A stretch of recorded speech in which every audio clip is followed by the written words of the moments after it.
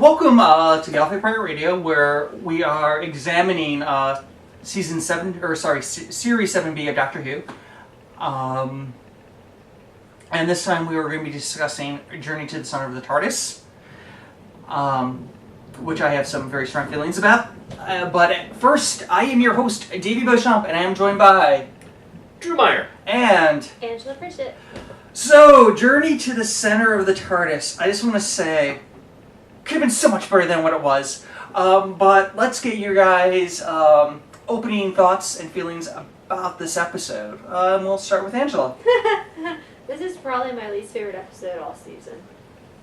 Next to Aquatin. There were parts I enjoyed, so don't get me wrong there. There were lots of parts that I did enjoy, but this episode I was so excited. And I mean, I think I actually, when they did the preview, and I was trying to pick out what I thought was in what, I picked out parts from the Gaiman episode that I thought were in this one, and I was like, oh, this is going to be epic! There's going to be, a Ferris wheel inside the TARDIS! And no. Yeah, I really thought there was going to be, a little mini town inside the heart of the TARDIS. Not the heart, but inside the TARDIS, and I was just very sad. And I really, the brothers, I was okay with them up until the reveal of just how douchey they were. So yeah, before we go into what you actually hated about the episode, this is just a little overview here. Oh my God. I can tell you're heated about this. This is great. No, this episode just... So Drew, what is your sort of impressions of this episode? It could have been so much better than it was. Oh my gosh. So Yeah. And we're going to do something a little different here that we've done from the past two episodes. We've been starting with what we disliked about this episode, and I think we're going to have volumes of what we didn't like about this episode. So we're going to start with what we liked about this episode. And we'll start with you, Drew. What did you like about this episode?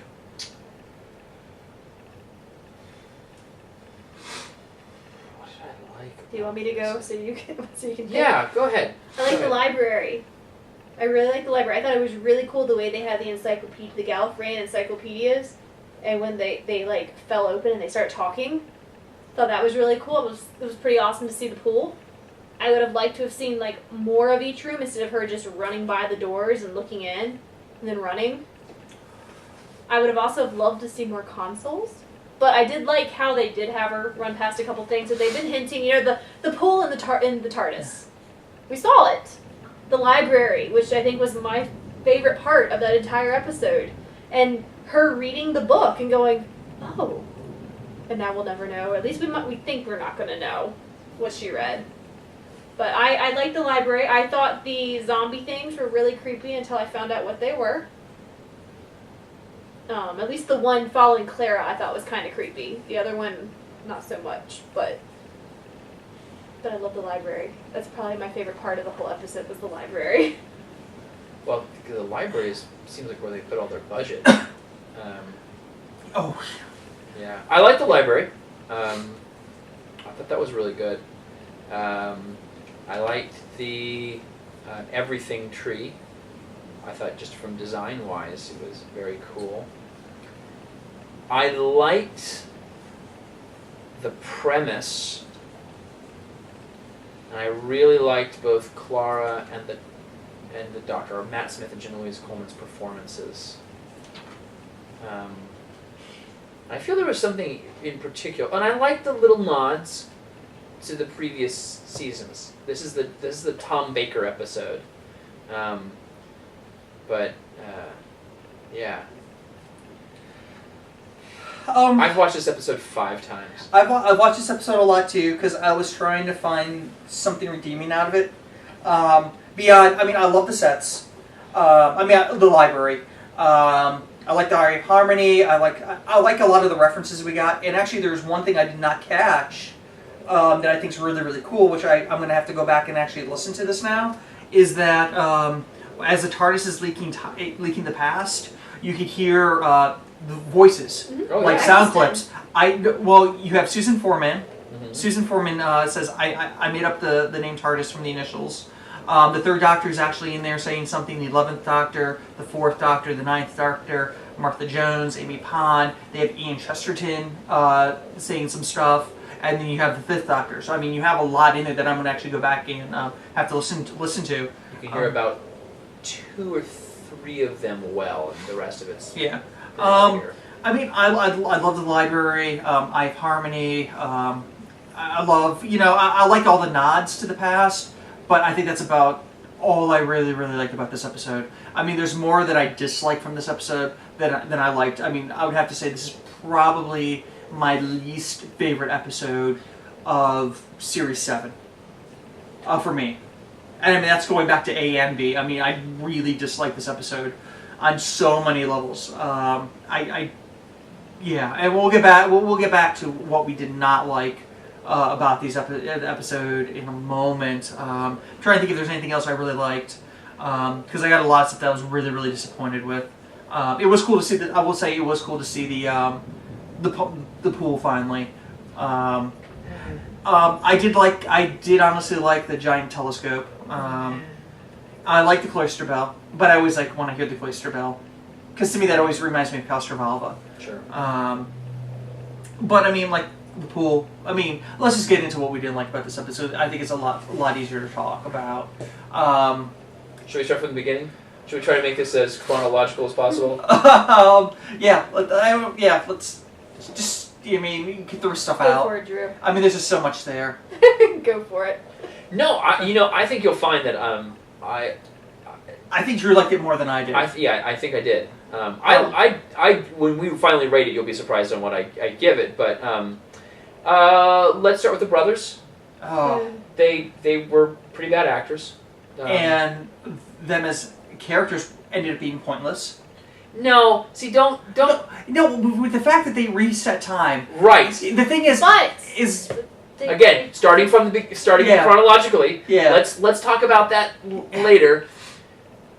As characters, they had an interesting premise to start with. Yeah, I think I would be, if they were better written, had more time to develop, and were better actors, I would have found them far more intriguing, because I think that kind of intergalactic asshattery is kind of, it's an interesting relationship. It's a toxic one. Now I'll say this one could definitely have benefited from a 2-part episode. If they had a better budget and a better script, yeah. So just reminding you guys, if you weren't aware of this, the guy who wrote this one wrote Curse of the Black Spot. And I like Curse of the Black Spot. Really? I did. Pirate Amy, I'm sorry. Pirate Amy wins for me. Yeah, it wasn't enough to carry that episode for me. I didn't hate it. Yeah. I just thought it was a very weak episode. Now, if I was going to compare these two, I think Curse of the Black Spot is a much better episode all the way around than this one. People probably would agree with you. Well, some people anyway. This is one of those Akatan ones where it certainly is. I don't really dislike any of the characters from Curse of the Black Spot after watching it halfway through. Now, do you not like them because they were poorly developed characters, or you didn't like them because they're asses? Because, well, both of those reasons. See, a character that you dislike because of the way they act, that's a well-written character. No, it was more of, they threw all this extra stuff in, and then at the end you're kind of like, well, why did they really throw all that in? Other than they have the one character be like, hey, lighten up. Yeah. They didn't really show that they were remorseful for their actions, other than, just be a little nicer to them. We're still douchey, but just be a little nicer. Well, it's better than... Well, anyway, that's jumping ahead. Yeah. All right, so we have okay, I'll say. Well, let's just go over the story, and you stop me and tell you which part is like. So we got our brothers. They're hanging out in space. Yeah. They're jerks. Yeah. We got that. They're. I know that. There's the photo. They should show us the photo. Some people are arguing that showing black actors as essentially garbage men is racist. I'm saying bravo for having 3 black actors on an episode of Doctor Who. I gotta give you that. Give you that. I mean, how they're represented, at least they're being represented. Because it's... Because honestly, think about all the... I mean, even in New Who, think of how few episodes we've had black actors. I'm very aware. Yeah. I really am. Though, of course, it was nice that they did have the black companion. 2 of them. 2, yeah, I was ready to say. Mickey. Oh, Mickey, yeah, Mickey. The 10 dog! Hey, no, I mean, I actually adore Mickey. I think he's a great character. And I always thought Martha Jones got the short end of the stick on that one. Yeah, seriously. So anyway, back to Moffat era. Yeah. So you've got the characters, they show up. Yeah. Doctor and Clara, they're traveling around.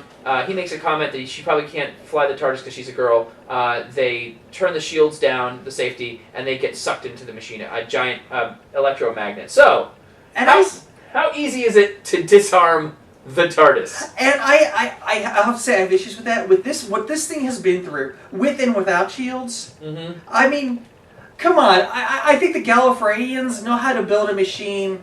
I didn't mind the tractor beam, but for it to be so easily, Caught the tractor beam! I mean, blown up, sort of, or damaged the way it was, I thought that was a little too convenient. Yes. Too easy. A little plotty. So they get sucked in, there's an explosion. Even though both characters were, in fact, in the TARDIS, the Doctor gets thrown out of the TARDIS. It's one of those things that had to move the plot forward. It would have liked to have seen him get thrown out. It doesn't matter. Yeah, so they are going to tear it apart. Then they realize that there was someone alive in there. Then they're going to just jet into the space. They're not good people, and that's okay. You know, you cannot... No one is... Not everyone you meet in Doctor Who has to be really good or pure evil. They're humans, and there's avarice there. They're greed. We get that with the characters. All right, so you should go in and help everybody, or because you can keep all this great stuff. So they go in. Yeah. Oh god, just talking about this makes me not want to ever see this episode again. I'll say this: I did like how douchey the Doctor was. He was not happy. He made me feel like he was channeling the first Doctor. Or the fourth. Yeah, but I don't know. I just the way he was a dick. I mean, it was kind of nice to see that he just has this other side of his personality. Mm-hmm. I mean, people have to remember this is the guy that doomed his entire race. I mean, he's not the master, but he does have a dick side to him. And we really got to see it in this episode again. Yeah. Which was nice. It's a little JNT Baker a little bit. But he did not care what happened to two of those brothers. No. One I think he was okay with, but... But no, I mean, I gotta say, I did like that touch. Because we saw that, he just isn't this good guy. It actually made me feel like it was even a throwback to when the Girl Who Waited episode. Where he was forcing Rory to choose. Yeah. You got to see the dark side of the Doctor. I mean, you're reminded that he does have a dark side. Which I'm going, even though we're talking about stuff we did not like right now, but I just want to say I did appreciate that. Yeah. That seeing that personality again. So the Doctor sets a self-destruct mechanism to blow up for an hour, then 30 minutes, which is giving us the remaining time of that episode. Yeah. So the TARDIS is infinite. We have 30 minutes to find her, and they find the center of the TARDIS within 10 of those minutes. So Clara is being chased by Facepalm Time Zombie. Yeah. Right, the one that's got its hand over its face. I have a big problem with that particular Time Zombie. Who is that Time Zombie? The Doctor. Yeah. Yeah. Yeah. I didn't get that at first, but once I realized who they were, I was just like, really? Really? Yeah. So the Doctor, who has his hand on his face for some reason... well, did you notice in the episode they had him doing this a lot? Mm-hmm. Which I was just like... So many better mannerisms they use, but... Well, he does do a little ear... He does a Tennant ear grab, I think, in this one. Yeah. Anyway, so yeah, she's being chased. We go through the library, or she's running. She's being chased by the Time Zombie, and she goes past the telescope. Okay, I just want to say CGI in that horribly done. Oh yeah. It was painfully done. I mean, it just obviously looked. I mean. It's green screened. It was bad. It didn't even feel like it had depth like it does sometimes. It felt very, very flat. Yeah, absolutely. So we get the telescope from Tooth and Claw. Yeah. Right? Which is cool. It's a nod to an episode that I actually like. I like Tooth and Claw. Quite a bit.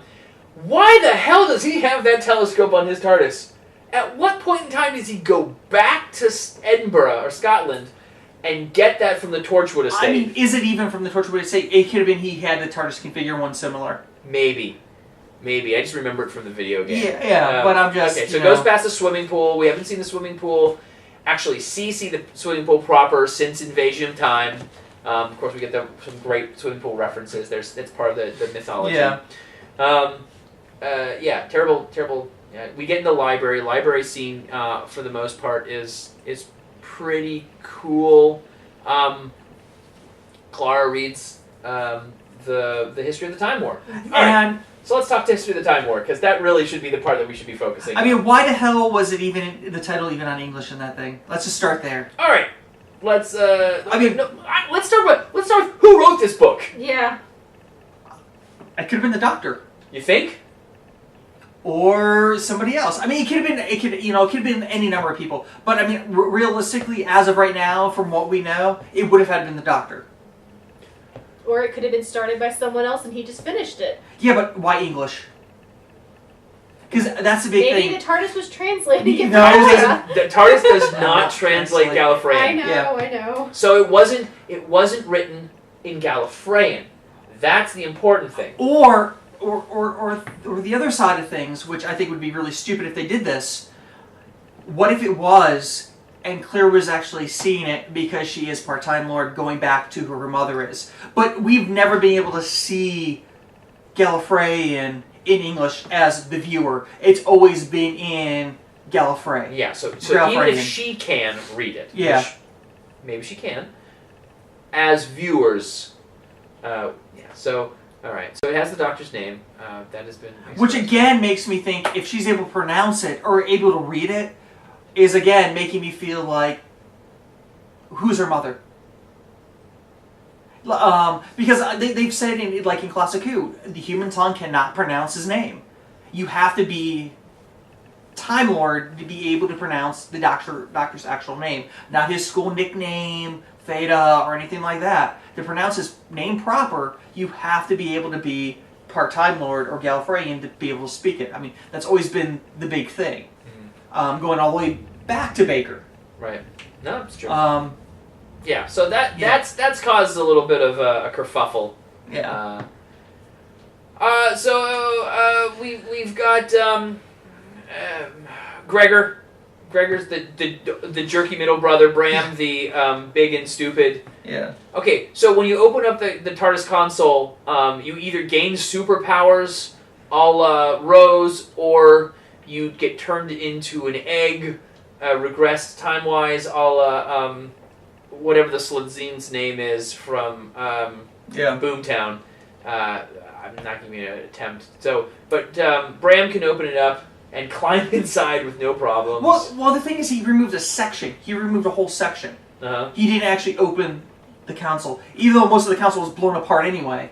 Yeah, maybe it's the way he redesigned it this time. Gotcha. Because honestly, it was less organic. Because the ones that they ripped open were more organic. No, that's a very good point. Yeah. That's a very good point. So moving forward, they all managed to regroup somehow. They realize they're being chased So by easily. things. So easily. We get the time echoes. Yeah. So we kind of get that idea. That was cool. I need to see it with some subtitles. God, I mentioned I had to watch it again because I don't understand a couple of things that were said. See, I'm gonna wait to Blu-ray when I can actually pull the subtitles easier. Oh yeah. Oh, I'm going to wait a while before I watch this episode again. Yeah. So they get to the TARDIS, heart of the TARDIS, the center of the TARDIS, the centra of the TARDIS, and we can see the Eye of Harmony. Yeah. Cool reference to that. Yeah. The Trapped Sun, that was pretty well That was done. great. I mean, all the way back to the Third Doctor there, in that anniversary of the Three Doctors. Yeah. And so we get, they're getting attacked. I'm not 100% sure. Like, don't touch each other. If you don't touch each other, the timeline won't work. And they touch each other, and the Doctor kind of stands by and lets them touch each other. It's just kind of weird how they do that, It felt rushed. It felt rushed. Oh, we didn't even mention the, you're not an android, I've been tricking you the entire time. Oh my god, that was... Listen, android or not, you get a pipe through your arm. Yeah, You're gonna bleed something. See, my question was, because I had to watch that, was it actually through his arm, or was it just pinning him? I could not tell. Because if it went through his arm, that shit would have been crushed. Yeah. I mean, there would have been a hell of a lot more damage. I don't care what body armor you're wearing. Yeah, at the force of it was piercing metal. Yeah, I know. I'm going to go ahead and say it went through him. There's no blood. He didn't seem to retain any kind of injury. Man, I cannot remember who directed this episode. Give me 1 second. Yeah, I want to say it's Matt King. Matt King. I think this is the first time Matt King has directed an episode. I think it's Steve Thompson is the writer, and the only one he did was the Curse. But anyway, so yeah, this is his only one, and his only other notable thing was Law and Order and Hobble City. Right. Okay. Haven't seen either of those. So they go running around. I guess we didn't mention Clara burning herself on the big friendly button originally, but so they restart everything and it gets reset. Yeah. So. What does this button do? Yeah, okay. Let's go through some of the things that you would have liked to have seen in this episode, since it was Journey to the Center of the TARDIS. Okay. If they had an unlimited budget. Yeah. Okay. Cool. Angela, would you like to start? Because I feel like I've been talking a lot, and I would have liked to have seen other consoles, like when they're flashing them into like the safe place. I think it would have been awesome to flash into like the 4th Doctor's console or the 1st Doctor's or something, like even if it's like she's flashed into black and white, that would be kind of cool. They kind of had that set built. I know, Adventures. I know they have that one, but we don't know how that's going on with. Yeah, I mean I don't. But and I mean, they still have the 10th Doctor's console. They do. They do. So, they used it in Doctor's Wife. Yeah, so that would have been cool, but we didn't see it. I would have liked to have seen just more of the TARDIS, or even like it just looks like it's hallways and rooms. The way that they made it feel. I would have liked to Always see some rooms. rondels. Rondels would have been nice. Yeah, I was hoping for Rondels. Let me just blurt out everything. Other console rooms. Yeah. I mean, I really want to see that. An auxiliary room. Be it the wooden one. I would have loved to see. That's the first one I would have wanted to see. I would have loved to see the wardrobe. Yeah. I would have loved to see the wardrobe. Wouldn't have been that hard to do. You could have walked over to the to the prop room, the costume room. There. I mean, I would have loved to see more hallways, longer hallways, different hallways. I feel like we saw more hallways in the episode with Amy and Rory. Yeah, because I mean, it felt like it was a very small place. Mm-hmm. It didn't feel infinite. I mean, I know we couldn't have seen the Zero Room because the Zero Room isn't there anymore. But I would have loved to heard mention of that. I would have loved to have heard more about just any of the times that they've talked about the size of the interior of the TARDIS. How he's blown pieces of it away, yet it's still infinite in size. There's just so much there. I would have seen any of the other bedrooms. Yes, I want to see bunk beds. Bunk beds would have been brilliant. I wanted to see Nyssa and Tegan's room with all the wicker furniture. And you can't tell me they could not have gone to Walmart or Lowe's or whatever they have over there and picked some of this stuff up. I mean, I think it could have been very easy to do. I think they blew. I mean, I would have rather them had to have, cut out the 3 brothers, have something happen within the interior of the TARDIS, which could link to the big bad, and the Doctor going through the TARDIS trying to figure out what's going on. And we could have seen so much more. I mean, this could have been such a, I hate to say fan wink episode, and they gave it to us in the title, but then they screwed us in the episode. Do you think that part of the fault of this is the title, building up expectations? I don't know. After seeing the poster, I was kind of hoping the inside of the TARDIS looked like an Escher painting.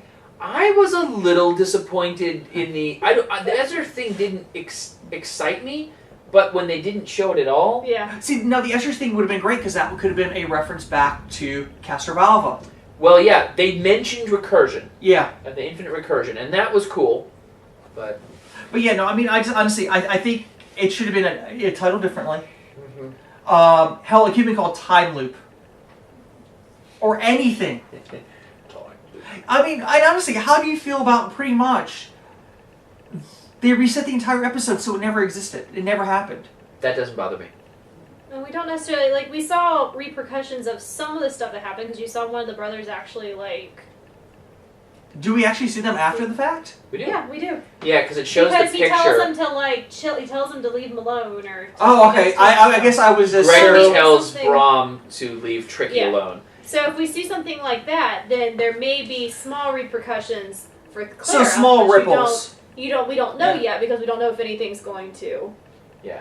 You know, in the very beginning of it, you kind of see this picture that's been folded over with the father and the two brothers. Okay. And at And the end, it's it's open. It's open. Okay. I was trying to figure out what they were. I mean, It's a minor thing, but no, it's, honestly, I didn't catch They that. did make sure to show you that picture Because twice, I'll be though. honest, I really didn't care about that point. I just wanted the open. Because honestly, this was my birthday episode. You know, I was all excited. Yeah. There's going to be an amazing episode, and I was just like, they just gave us this. right. So, anything else you want to say about this episode? I'd like to talk about the little bit of fanwank that they did show with Clara going into the weird stone room that was kind of like the Eighth Doctor's. Yeah. So we have that, which I think is maybe a little bit of a nod. She finds a couple of items. Let's see, what did she find? She finds a TARDIS that Amy made. Yeah, that was nice. I like that. That was a nice touch. What is the first thing she picks up? It's the crib, the Doctor's crib. That was sweet. A magnifying glass, which could have been from any number of episodes. I immediately thought of Wen Chiang. Yeah. I feel like someone said there was another one that it could have been from. And then the cane. And the cane drove me nuts because I couldn't figure out what it was. But it's the Doctor's... And this is crazy because I actually had to go back and watch this. It's the Doctor's umbrella from Paradise Towers. Like, how specific. Why not use the question mark umbrella? So I guess it was one of those things like the that's the chap reference. Yeah. Where it makes you go, oh, that's anyway. So well, another piece of fan wink is the self-destruct. I mean, he's mentioned it many times, but you know, Jamie Dodger, everything. You know. Yeah. The Seventh Doctor's umbrellas appeared. I Have Harmony. You're right. Sure. Doctor Who TV movie. I'm just trying to see if there is anything else. Cloister Bell.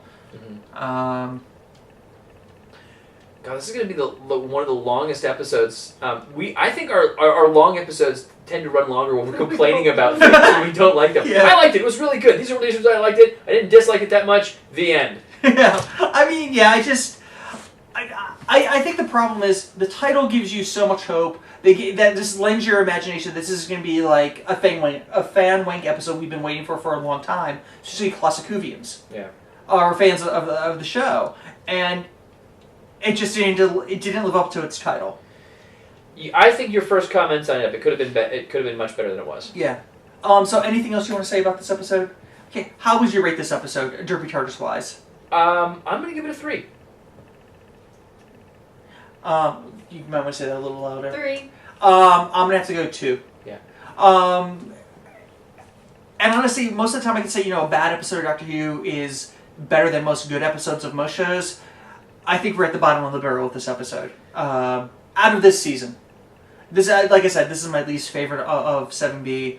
And I don't feel like it moved the season forward at all. I think all the other episodes have moved the season forward. I don't feel like this has moved the overall story forward. I could be wrong. We might get these 3 guys back. There might be repercussions, but right now I just feel like we haven't moved this. We did get the pirates back from the the Curse of the Black Spot. Yeah. I just don't feel like it moved the season forward. One thing to counter that is the Doctor straight out asks Clara who she is. Yeah. He comes to the realization that she does not realize. If there's something different with her, it's not something she's aware of. Right. So it makes us realize that everything else he's been doing has been... obviously, he's been testing her. Yeah. But he's been testing her on the assumption that she knows that she's different. Yeah. So... And... Yeah, I'll give you that. The big reset button is not going to affect the Doctor. No. It just doesn't. That's not how that's... so he seems to be immune to that kind of thing. But, so that does move us forward slightly. But I'll say this. I don't think that was written by the guy who wrote the episode. I think that was written by Moffat. possibly. I mean, I think that scene was written by Moffat, or the dialogue was given by Moffat. Anything that's part of a greater story arc is going to be included by Moffat. Yeah, I mean, that's just how I feel. I don't, yeah. But, okay, so I think we've beat this one to a bloody pulp. Mm-hmm. Or a bloody, Android. No, I was going to say a Time bloody, zombie? Parasite, Red Parasite. Oh. Yeah, sort of previewing the next episode. So this is Gallifrey Pirate Radio signing off. Peace.